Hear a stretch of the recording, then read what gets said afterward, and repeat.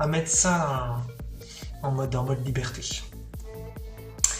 Un truc que je pense depuis longtemps, d'ailleurs j'en ai un petit peu parlé dans la vidéo Je vous aime, que j'ai faite quelques vidéos avant, mais peu importe si vous ne l'avez pas vu. En fait, il y a une expérience terrestre que je trouve complètement délirante, qui est l'amour unilatéral. C'est-à-dire, par exemple, j'aime quelqu'un qui ne m'aime pas, et plus spécifiquement, je tombe amoureux de quelqu'un qui ne tombe pas amoureux de moi, ou bien sûr inversement. Et c'est quelque chose qu'on n'a pas forcément tous vécu, mais en tout cas c'est quelque chose que beaucoup de gens ont vécu, et c'est forcément délirant. C'est a priori en fait complètement impossible. Et je voudrais peut-être donner deux angles par rapport à ça. Dans un premier temps, je voudrais voilà, dans la lignée un petit peu des vidéos que j'ai faites autour de la liberté, je voudrais dire que c'est inadmissible. Pour moi, bien sûr. C'est inadmissible.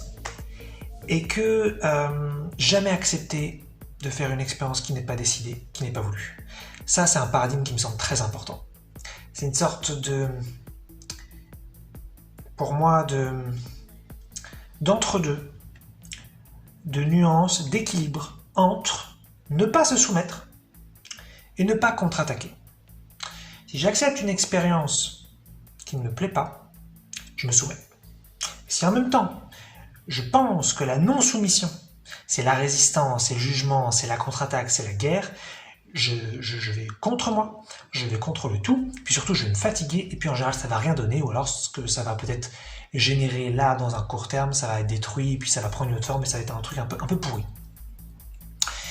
Donc, il s'agit d'être pour moi entre deux, de dire non à ce qui se présente, et puis si la chose perdure, parce que nous n'avons pas à cet instant la conscience, la cognition, la capacité, la compétence qui nous permet de décider de ce qui se passe, ok, on va continuer de le vivre, et il ne s'agit pas donc d'aller contre. Mais c'est inacceptable. Et ça me semble très important. C'est un paradigme qui, moi, me plaît beaucoup, personnellement, puisque c'est quelque chose, je pense, qu'on a oublié. Hein. On est Dieu, hein. Faut se rappeler de ça à un moment donné. Je pense, en tout cas pour moi, bien sûr. Et je pense que l'idée de vouloir accepter finalement des choses qu'on ne veut pas, sous prétexte qu'on ne sait pas comment faire, qu'on ne connaît personne qui sait le faire, qu'on n'a jamais entendu parler de quelqu'un qui savait le faire, attention, c'est renoncer finalement à notre divinité. Et en plus, a priori en général, ce qui nous intéresse fondamentalement, ce qui nous embête fondamentalement, c'est en général des choses où en profondeur, si on récupérait complètement qui on était, on saurait vraiment changer la situation. Donc voilà, déjà je voulais poser un peu ces bases-là, et donc, dans cette idée-là, dire que ça me semble absolument inacceptable, vraiment inadmissible, l'amour unilatéral.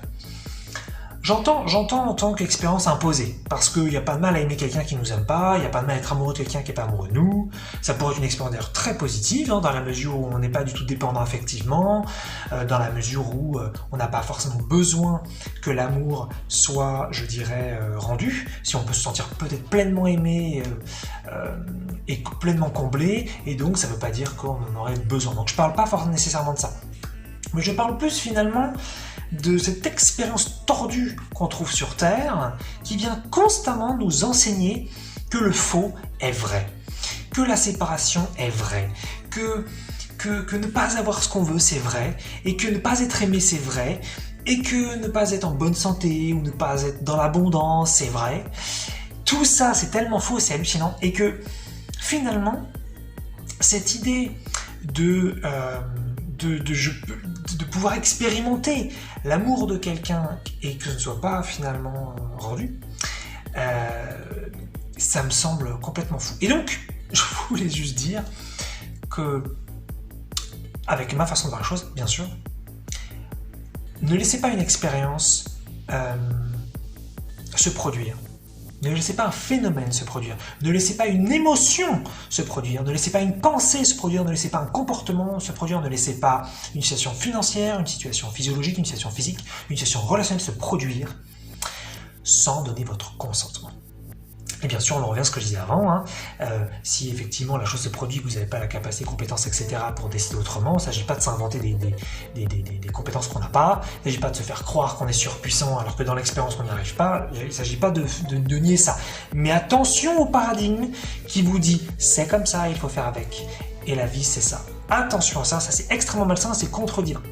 En tout cas, c'est mon point de vue là-dessus très ferme dans cette vidéo. Et donc je trouve que cet exemple finalement de l'amour unilatéral, qui est pour moi, enfin c'est peut-être pas, je sais pas si c'est le meilleur exemple, mais en tout cas il me semble être un exemple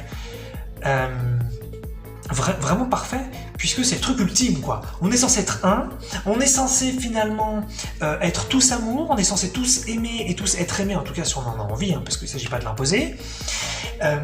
Et on est capable de faire l'expérience sur Terre de tomber amoureux de quelqu'un qui pourrait ne pas être amoureux de nous. Mais c'est complètement fou. Et c'est complètement fou. C'est vraiment l'expérience de la séparation, là j'ai envie de dire, au bout du bout. Et j'ai envie de dire non à ça. Encore une fois, pour ceux bien sûr qui voudraient vraiment que l'amour ait dans les deux sens, puisque à ce moment-là, si quelqu'un voulait vraiment consciemment vivre l'amour unilatéral, alors là, j'ai un total respect et j'encourage, et je trouve ça super.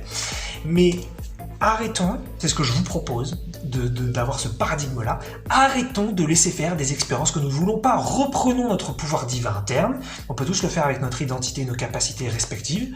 Là, je ne vais pas vous dire comment faire dans cette vidéo, c'est pas le sujet, là c'est plus une attitude que je vous propose. Et en même temps, voilà, ne pas contre-attaquer, ne pas se soumettre, pour pas se fatiguer et pour pas aller contre. Donc ça peut être peut-être une certaine maturité à vous de voir, je ne sais pas où vous en êtes. Mais ne laissons pas faire des choses qui sont fausses et qui sont inadmissibles et qui sont contre-divines et qui sont, de mon point de vue, pourries, malsaines et surtout qui sont imposées. Et je pense que c'est ça le souci. C'est pour ça que j'ai mis dans le titre la bêtise de l'amour unilatéral, au sens vraiment que comment est-ce que ça peut exister une connerie pareille, à moins vraiment d'être hyper conscient et de vouloir faire cette expérience pour des raisons précises, et pourquoi pas, Là-dessus, j'ai vraiment aucun jugement, au contraire, je trouve ça super qu'on puisse tout faire.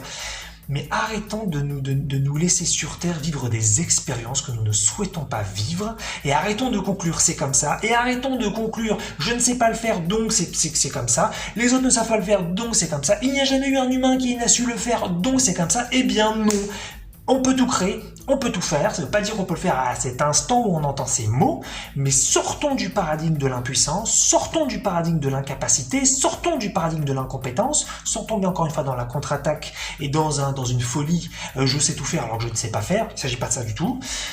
Sortons du paradigme de l'obligation, sortons du paradigme de l'esclavage, et sauf si ça vous plaît, si l'expérience telle que le tomber amoureux de façon unilatérale ne vous convient pas, ne dites pas c'est normal et ne dites pas tant pis c'est comme ça. Non, il y a une illusion à l'œuvre énorme. Peut-être que vous n'avez pas à ce moment-là une perception suffisamment développée pour le voir, pour le sentir, pour le goûter, mais ne dites pas c'est normal. Non, c'est une connerie monumentale de tomber amoureux de quelqu'un qui ne nous aime pas. On est censé tous s'aimer, on est censé tous être un avec notre identité, avec notre unicité, avec nos particularités. C'est un paradoxe absolument magnifique. Donc, ne pensez pas que c'est normal d'aimer des gens qui ne vous aiment pas. C'est complètement fou. C'est s'habituer à ne pas être aimé. Et c'est peut-être ça le message finalement. Soyez libre, soyez amour et ne vous laissez pas faire.